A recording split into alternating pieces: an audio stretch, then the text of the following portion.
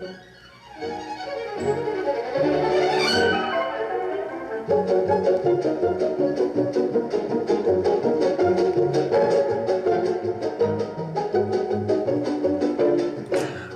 we're back with another installment, this one on traveling and travel calls. There's actually a variety of different ways in which you can travel in the game of Ultimate, and it's a bit funny because they're rarely called in sort of lower level league games and whatnot. But I want to show you a couple of cases of traveling, one from a couple weeks ago in Winter League, and then another from actually a few years ago on a more unusual variety of traveling. So let's watch the first video now and then head to the rulebook and see what it has to say.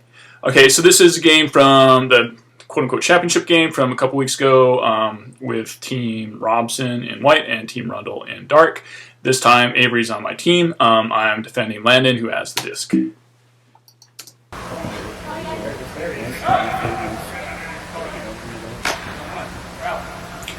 Okay, so again, Avery makes a call. So what can I say? Avery knows his rulebook. He called Dauber for traveling here. I think this is the only traveling call I've seen in all of Winter League so far this season, even though it happens a fair amount. Especially tend to see it with some of the more experienced players tend to take another extra step usually when they're after they caught the disc. We can watch this in slow motion, and Dauber takes 5 steps there, but I think what Avery calls him on is the fact that he changes direction as he's trying to stop, not so much that he isn't stopping as soon as he possibly can. So if he watch, he kind of makes a bit of a banana cut as he's stopping. And then Avery calls travel and play stop. So we can go to the rule book on traveling. Let me go to the initial rule itself here in 16J. Traveling, the thrower must establish a pivot at the appropriate spot on the field and keep all or part of the pivot in contact with that spot until the throw is released. Failure to do so is a travel and results in a stoppage of play and a check. And I want to come back to this notion of a check afterwards.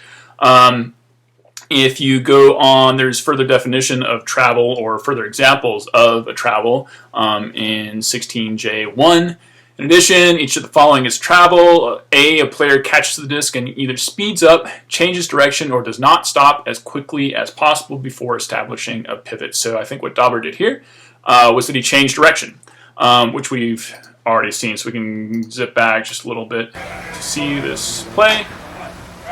And there's travel call. And then Dauber goes back to where I guess he started to change direction. Then he offers Avery the disc for a check. So that's important. They played that the right way. I've got a further continuation here on checks because this is what you're supposed to do after travel is called. When play stops, each player must come to a stop as quickly as possible. Before restarting play, all players must assume the location on the field specified by the rule that covers the specific stoppage of play and remain there until play is restarted. So basically at this point, everybody is supposed to be stopped. That's not really the case, and it's a bit of a rules triumph that traveling was actually called to begin with, so I guess we'll take that as a partial win. Basically nobody was stopped. Avery should probably be a little more clear about that because basically by giving the defense the opportunity to check the disc, it's giving the defense an advantage that the offense has to stop and the defense can kind of catch its breath and then initiate when play restarts by tapping the disc in as it's being held by the offensive player. So that's covered in whatever this is, 8D3. When the situation is resolved, the player determined to be in possession offers the disc to the marker for a check. The marker restarts play by touching the disc in the thrower's possession. If the thrower attempts a pass before the marker checks the disc, the pass, whether complete or incomplete, does not count and the thrower regains possession. So I've seen cases in like Summer League where people have called travel and then the thrower just goes back to a spot and taps the disc on the ground and keeps playing and nobody stops. That's not the way this should be resolved. You offer the disc up to your defender and then when they tap it, play restarts. Okay, so that's one example of traveling. I can actually play this out in order to sort of make myself look a little bit more ridiculous. Because fair is fair on these videos, but it's a bit funny. Eric, you're hot. Avery calls up at that point, and so I look for the disc, and I'm staring over here while Landon gets wide open. on me, and then Landon and Dauber run a little give and go, and a nice throw into the end zone for a score. And this is why you should never have me playing defense on your team. But that's a bit besides the point. I will also show you an example of where it's not particularly advantageous to have me playing offense on your team. This is actually from Summer League a few years ago, one of these epic even flow Apex games, which for one Tuesday night at least we decided to video. It's a windy day here, even flow in gray, Apex in blue. We'll see what happens on this particular play. It's interesting and a bit unusual.